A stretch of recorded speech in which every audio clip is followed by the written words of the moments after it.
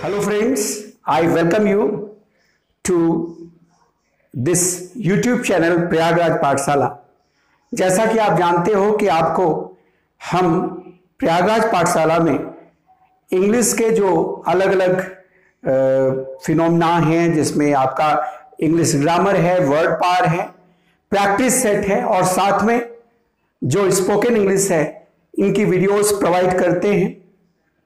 हमारे जो English grammar, word power और प्रैक्टिस सेट का जो सेक्शन है, ये इंडिया के किसी भी एग्जाम में आपको बैठने में पूरी मदद करेगा, उसको क्वेश्चंस को सॉल्व करने में पूरी मदद करेगा। बस आप ऑनेस्टली जो भी वीडियोस आपको दी जा रही हैं, जो भी सेशन चल रहे हैं, उन्हें ध्यान से देखें, पढ़ें और आप कमेंट बॉक्स में जो भी आपके व्यूज हैं उन्हें आप दें। हाँ, इतना जरूर हम कहेंगे कि आपके लिए हम रेगुलर काम कर रहे हैं, रेगुलर मेहनत कर रहे हैं। उसके लिए आप इस जो आपका चैनल है, इसे आप देखें, साथ में शेयर करें, सब्सक्राइब करें और जो अपने फ्रेंड्स हैं उनसे भी कहें कि ये शुरू से अंत तक हमारे वीडियोस को देखें और जरूर उनके लिए ये वीडियोस बहुत ही यूजफुल होंगे और उनसे कहें कि वो इसे सब्सक्राइब भी करें। तो देखिए, जो क्वेश्चंस हैं उन पे हम देखते हैं। Heartfelt prayers to God will always have expected results। देखिए, जो दिल से प्रार्थना होती है वो हमेशा रखती हैं आशा किया हुआ रिजल्ट्स। अब ऑप्शन है अच्छे रिजल्ट्स, कोई इंप्रूवमेंट नहीं, आश्चर्यजनक रिजल्ट्स और इच्छा किया हुआ इच्छित परिणाम। तो देखें, एक्सपेक्ट क्या करते हैं? एक्सपेक्ट करते हैं आप किसी और से। जैसे I expect that he will come, मैं आशा करता हूं कि वो आएगा। लेकिन जब आप ईश्वर की प्रार्थना करते हैं तो एक इच्छा रहती है। तो आशा, एक्सपेक्टेशन, आकांक्षा आप दूसरों से करते हैं, लेकिन जो दिल से आप करते हैं पूजा पाठ, उसमें आपकी एक मनोकामना रहती है, एक इच्छा रहती है। तो ये इच्छा आपकी अपनी रहती है। तो यहां पे हो जाएगा have desired results. Correct answer हो जाएगा आपका D1। D1 will be the correct answer, will have desired results. क्योंकि डिजायर आप करते हैं, आप इच्छा करते हैं, लेकिन जो एक्सपेक्टेशन है वो दूसरों से किया जाता है। आगे देखें, no sooner had he reaching the station. पहली बात, हैड है तो रीचिंग तो हो ही नहीं सकता है। अब यहां पे दो चीजें ध्यान देने वाली हैं कि आपने बहुत बार पढ़ा होगा, कि no sooner did dash dash then होता है। आपने ज्यादातर यही यूज होता है, no sooner did dash dash then. लेकिन यहां जानने वाली बात है कि पास्ट इंडेफिनिट में भी हो सकता है और पास्ट परफेक्ट में भी हो सकता है। पास्ट परफेक्ट में भी हो सकता है, दोनों। इसलिए बस इतना जरूर ध्यान देना है कि अगर नो सूनर आ गया है तो इसके तुरंत बाद हेल्पिंग वर्ब आती है। नो सूनर आने के तुरंत बाद हेल्पिंग वर्ब आती है। अब ध्यान देने वाली बात है, यह तो गलत है। No sooner did he reaching, जब डिड है तो रीचिंग कहां से हो जाएगा? तो ये गलत है। No sooner did he reaching, वही चीज। No sooner had he reached the station then, correct answer क्या होगा? सी। देखो, अगर डिड होता और वर्ब का फर्स्ट फॉर्म होता तो भी सही था, लेकिन जब पास्ट परफेक्ट है तो आप उसी क्रम में आगे की तरफ बढ़ रहे हैं। No sooner had he reached the station then ही, जो भी है तो यह सही है। आगे क्वेश्चन देखें, दिया गया है सिंसियरिटी इज ऑलवेज एप्रिसिएटेड। जो सिंसियरिटी है उसकी हमेशा प्रशंसा होती है। इंतजार होता है, कोई मतलब नहीं है। इंजॉय किया जाता है, कोई मतलब नहीं है। इनहेंस बढ़ाया जाता है, कोई मतलब नहीं है। नो इंप्रूवमेंट बिल्कुल सही है। सिंसियरिटी को हमेशा अप्रिशिएट किया जाता है। Sincerity is always appreciated. आगे देखिएगा, नेक्स्ट दिया गया है, आगे दिया गया है honesty is more superior than riches. आपको एडजेक्टिव में पढ़ाया गया है, और जिन्होंने नहीं पढ़ा है हम आगे की वीडियोस में पढ़ाएंगे। जैसे आपका नाउन खत्म हुआ है, अब हम प्रोनाउन शुरू करेंगे नेक्स्ट ग्रामर की वीडियोस में, जो कि कल आपको मिलेगी। और प्रोनाउन के बाद एडजेक्टिव, ये आपको बिल्कुल क्रम से इस क्लास में चीजें मिल रही हैं, और स्पोकन में तो आपको स्पोकन की अलग अलग चीजें मिल रही हैं। तो यहां पे प्रोनाउन का क्रम शुरू होगा। फिलहाल प्रोनाउन के बाद एडजेक्टिव आएगा, लेकिन आप देख लें कि आपको बताया गया है कि junior, senior, inferior,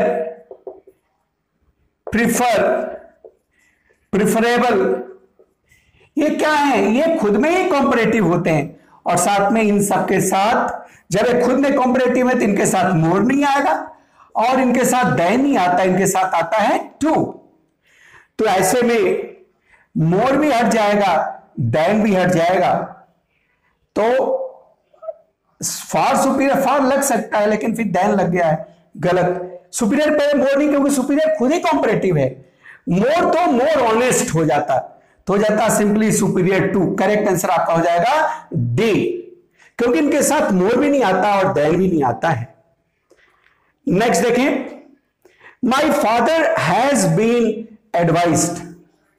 my father has been advised, मेरे फादर को सलाह दी गई है टू रिड्यूस स्मोकिंग। देखो, जब आप वाइन पीना या स्मोकिंग को कम करने की बात आती है तो उसके लिए कट डाउन होता है, कट डाउन होता है, रिड्यूस डाउन या लोअर डाउन नहीं होता है। करेक्ट आंसर होगा सी। अच्छा, एक चीज और ध्यान देने वाली बात है कि कट डाउन अकेले भी लिखा जा सकता है और कट डाउन ऑन भी हो सकता है, दोनों ही सही है। She is annoying that her father had not accepted, अगला है she is annoying that her father had not accepted her suggestion. She is annoying क्या होगा भाई? वो एनॉयड है कैसे होगा? जब पास की बात है तो हो जाएगा सी वॉज एनॉयड। वो एनॉयड थी कि उसके फादर ने उसके सजेशन को नहीं एक्सेप्ट किया। Had to annoy, had to का मतलब हो गया उसको एनॉय होना पड़ा, इसका कोई मतलब नहीं है। वॉज टू एनॉय, होना था, कोई मतलब नहीं है। वो एनॉयड थी, she was annoyed, she was annoyed that her father had not accepted her suggestion. वो एनॉयड थी कि उसके फादर ने उसके सजेशन को एक्सेप्ट नहीं किया। अब हम आगे ही इसी तरह के बहुत ही इंपॉर्टेंट क्वेश्चन को देखते हैं। चलिए आगे देखते हैं। देखिए, अगर किसी सेंटेंस में एक से ज्यादा हेल्पिंग वर्ब हो, जैसे हैव है और कैन है, और इनके साथ सेम वर्ब हो रही है, ऐसी दशा में यह ध्यान देने वाली बात है कि जो वर्ब का फॉर्म है वो वर्ब तब एक बार केवल लिखी जाएगी जब वो सेम फॉर्म में हो। अगर वो अलग अलग फॉर्म में है तो नहीं लिखा जा सकता। जैसे देखिएगा, एक छोटा सा सेंटेंस है, आई हैव, क्यों ये आ जाएगा ना बाद में, I have helped, I have and will help you, ये गलत है। देखिए, दो हेल्पिंग वर्ब हैं, अगर हेल्प दोनों के साथ आता तो ठीक था। जैसे हैव के साथ तो हेल्प नहीं आता ना, हैव के साथ हेल्प होता है ना, तो ऐसे में आपको यहां पे हेल्प लिखना जरूरी है, तब सही होगा। I have helped and will help you. इसी तरह से आप देखें कि सही कब होगा। सही इस तरह से होगा, I can and will help you. क्यों? क्योंकि जो हेल्प है कैन के साथ भी कैन हेल्प हो जाएगा और विल के साथ भी क्या हो जाएगा, विल हेल्प हो जाएगा, तब सही है। एक बार हेल्प दोनों के लिए कॉमन हो गया।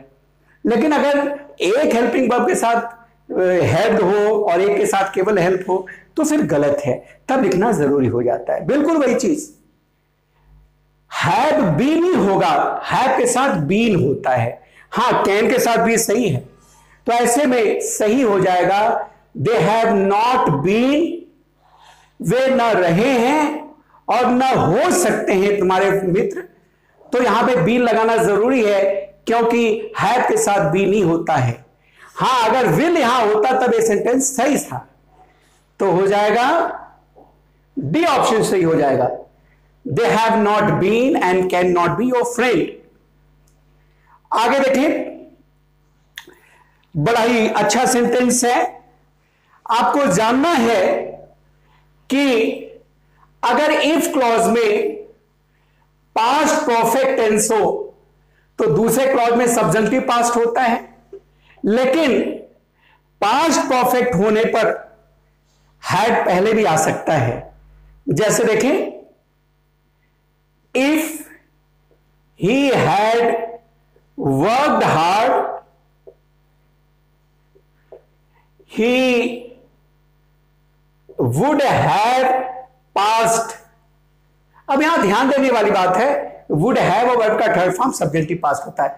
यह सेंटेंस सही है, लेकिन यहां ध्यान देने वाली बात है कि पास्ट परफेक्ट में जो हैड है वो इफ की जगह भी आ सकता है, फ्यूचर में नहीं, अन्य दशाओं में नहीं, केवल यहां पे। इसे आप ऐसे भी लिख सकते हो, हैड ही वर्कड हार्ड और सारी चीजें। अब यहां ध्यान देने वाली बात है, if the room had been brighter. अब देखो, मुख्य क्रिया का काम है बीन कर रहा है। अगर रूम ब्राइटर होता तो I would have stayed there, मैं वहां ठहरता। अब यहां पे ध्यान देने वाली बात है कि यह अपने आप में सही, यद्यपि हैड द रूम बीन अगर यह लिखा तो भी सही है, लेकिन जब सेंटेंस ऑलरेडी सही है तो फिर से उसको सही करने की कोई आवश्यकता है नहीं। नो इंप्रूवमेंट बिल्कुल सही है, यद्यपि अगर ये न रहता नो इंप्रूवमेंट, सॉरी, अगर यहां कोई गलती होती तो ये हो सकता था। अब देखें, I want to admit in university in the US. यहां ध्यान देने वाली बात है कि जब आप किसी यूनिवर्सिटी या कॉलेज में पहली बार आप जब अपना एडमिशन कराते हैं तो वो एडमिट नहीं होता है, वो होता है इनरोल। जब पहली बार के बाद आप अलग अलग क्लासेस में जब एडमिशन लेते हैं तब एडमिट होता है। ये यहां ध्यान देने वाली बात है। जैसे आप यूनिवर्सिटी वगैरह में आप कहोगे I want to admit in Allahabad university, गलत है। I want to enrol myself है, I want to enrol in Allahabad university. क्यों? क्योंकि पहली बार आपका इनरोलमेंट होता है, एडमिशन नहीं होता है। ठीक है, ये ध्यान देने वाली बात है। तो यहां करेक्ट आंसर हो जाएगा A, I want to enrol in university in the US. मैं अमेरिका में यूनिवर्सिटी में एनरोल होना चाहता हूं, है ना। तो हाँ, एडमिशन होता है जब आप उसमें अलग अलग क्लास में एडमिशन लेते हैं, ये ध्यान देने वाली बात है। नेक्स्ट देखें, एडमिट तो होता है कहीं पे एडमिट होना, जैसे क्या कहते हैं, किसी क्लास में आप एडमिट हो रहे हैं या फिर आप हॉस्पिटल में एडमिट हो रहे हैं। लेकिन अगर नीड के सेंस में आ रहा है, यहां ध्यान देने वाली बात है, एडमिट के साथ कोई प्रीपोजिशन नहीं आता है, लेकिन एडमिट के साथ ऑफ लगने का मतलब होता है नीड, जरूरत होना। एडमिट ऑफ माने होता है नीड। तो this matter admits of no excuse. इस मैटर में किसी भी तरह के एक्सक्यूज की कोई आवश्यकता नहीं है। यहां पे कहीं एडमिशन से नहीं बल्कि जरूरत होना, आवश्यकता होना, इस मैटर में किसी भी एक्सक्यूज करने की आवश्यकता नहीं है। करेक्ट आंसर क्या होगा? सी। क्यों? क्योंकि यहां एडमिशन या हॉस्पिटल वगैरह में एडमिट की बात नहीं कर रहे हैं। ये वहां पे जैसे आपको हॉस्पिटल में एडमिट करना है तो एडमिट के साथ टू होता है, एडमिट के साथ टू होता है। जैसे ही was admitted to hospital, admitted to this school. अच्छा, यहां पे एक चीज और यहां पे है, अगर ये इन दिया है तो जाहिर सी बात है एडमिट नहीं हो सकता है। अगर इन है तो इनरोल इन होगा। टू होता तो संभावना बन भी सकती थी, टू होता तो संभावना बन भी सकती थी। ये छोटी छोटी चीजें ध्यान रखना, क्योंकि कहीं एडमिशन के लिए एडमिट टू होता है और एडमिट ऑफ का मतलब होता है नीड, जरूरत होना, आवश्यक होना। अब ध्यान दें, नेक्स्ट बड़े अच्छे क्वेश्चंस हैं। वर्ब के बाद आप जानते हो एडवर्ब आता है। अटेंटिव तो एडजेक्टिव है, जैसे मेरी अटेंटिव क्लास, क्लास की विशेषता बता रहे हैं, it is very attentive class, लेकिन ये एडवर्ब का काम कर रहा है तो हो जाएगा लिसन अटेंटिवली, बड़े ध्यान से सुनो जो कुछ मैं कहता हूं, व्हाट आई से, ये सारी चीजें। अगला क्वेश्चन बहुत ही अच्छा है, बहुत ही इंपॉर्टेंट है। इस तरह के क्वेश्चंस हर एग्जाम में 50 बार पूछे गए हैं। ध्यान देने वाली बात है कि अगर इंट्रोगेटिव सेंटेंस है तब तो सही है कि व्हाट डिड ही ईट, वो क्या खाता है, सही है। या व्हाट डज ही ईट, वो क्या खाता है, सही है। लेकिन यहां ध्यान देने वाली बात है कि अगर कोई इंट्रोगेटिव क्लॉज यानी इंट्रोगेटिव वर्ड से शुरू क्लॉज सब्जेक्ट के रूप में आए, ये पूरा का पूरा सब्जेक्ट का काम कर दे, तब ये असर्टिव फॉर्म में लिखता है। जैसे कि व्हाट डिड ही ईट, अब इसके तुरंत बाद कोई वर्ब आ जाएगा, तब ये पूरा सब्जेक्ट का काम करेगा। What did he eat was not delicious, जो वो खाया डेलिशियस नहीं था, जो वो खाया डिलीशियस नहीं था, ये गलत है। क्यों? क्योंकि ये पूरा का पूरा, यद्यपि इंट्रोगेटिव वर्ड से शुरू तो है, लेकिन ये सब्जेक्ट का काम कर रहा है, तब ऐसे में ये असर्टिव में लिखा जाता है। आप कहोगे what he ate was not delicious. उसी तरह से अगर आपने कहा what does he eat is delicious, ये गलत है। क्यों? क्योंकि इज डिलीशियस ये वर्ब है, इसके तुरंत पहले पूरा क्लॉज आ गया है, ये सब्जेक्ट का काम कर रहा है। ऐसे में आप क्या बोलोगे? आप बोलोगे व्हाट ही ईट्स, भाई असर्टिव फॉर्म में आएगा, अफर्मेटिव की तरह लिखा जाएगा। आप जानते हो कि प्रेजेंट इंडेफिनिट में वर्ब के साथ ऐसे यस लगता है, अगर तो what he eats is delicious, बिल्कुल वही चीज। What does agonize me most is not this criticism, but the trivial reason behind it. जो मुझे बहुत ज्यादा एगोनाइज करता है, गुस्सा दिलाता है, वो आलोचना नहीं बल्कि जो इसके पीछे का एक तुच्छ कारण है। तो ध्यान दें, इसके पहले ये पूरा का पूरा क्लॉज आया है, यानी ये सब्जेक्ट का है। तो what does agonize me most नहीं, what agonizes me most ये हो जाएगा, असर्टिव फॉर्म में आएगा, इंट्रोगेटिव फॉर्म में नहीं आएगा। व्हाट एग्नाइजेस मी मोस्ट ये हो जाएगा। जैसे ये सारे सेंटेंसेस हैं। अब अगला भी क्वेश्चन सैकड़ों बार इंडिया के अलग अलग एग्जाम में, एसएससी, सीजीएल, सीएचएसएल, आपका एनडीए, सीडीएस, एमपी व्यापम, इन सब में आया हुआ है। ध्यान देने वाली बात कि हैंग, हैंग्ड और हैंग्ड ये होता क्या जानते हो? ये होता है फांसी पर देने के लिए। कहीं सिंपली जैसे कपड़ा आपने लटका दिया तो वो होता है हैंग, हंग और हंग, ये लटकाने के लिए होता है सिंपली, और ये फांसी पर लटकाने के लिए होता है। अब क्रिमिनल वाज हंग, क्या क्रिमिनल को ऐसे लटका दिया गया है, हंग टू डेथ, मौत तक ऐसे लटका दिया गया जैसे उल्टा करके हाथ बांध के? नहीं, यहां फांसी पर लटकाने की बात आ रही है। So correct answer will be hang. Hung तब होता जैसे द क्लॉथ वाज हंग, तब सही था। तो ये सारी चीजें आपको जानने की जरूरत है। नेक्स्ट देखिए, यह नहीं बोला जाता कि सूरज 1 घंटे के पहले उगेगा या नहीं उगेगा। आप कहोगे सूरज 1 घंटे में नहीं उगेगा, सूरज 1 घंटे में उगेगा। तो सूरज के उगने का जो टाइम होता है वहां बिफोर नहीं बोला जाता, हिंदी में भी आप समझो ना। जैसे कहा जाए सूरज 1 घंटे पहले उगेगा, 1 घंटे के पहले, आप कहोगे सूरज 1 घंटे में उगेगा, 1 घंटे में उगेगा। तो हमेशा यह ध्यान देना कि राइजिंग एन आर होता है या सेटिंग एन आर होता है, और राइज के साथ तो इन आवश्यक रूप से होता है। करेक्ट आंसर होगा सी। अब एडजेक्टिव का क्वेश्चन है, बहुत बार पूछा गया है।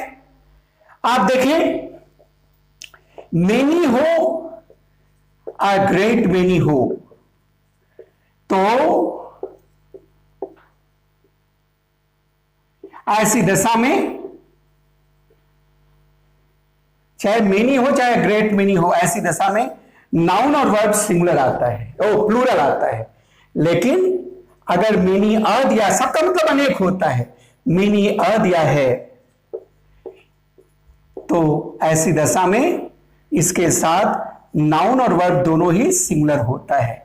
अब many a man have, many ये है तो मैन तो सही दिया है, लेकिन जो वर्ब है वो हैव नहीं होगा, जो वर्ब है वो क्या रहेगा, हैज रहेगा। और जिस चीज से कोई आदमी मरता है ऑफ तो आता ही है, कोई रोग के पहले ऑफ आता है, अगर रोग ना हो तो फ्रॉम हो जाता है।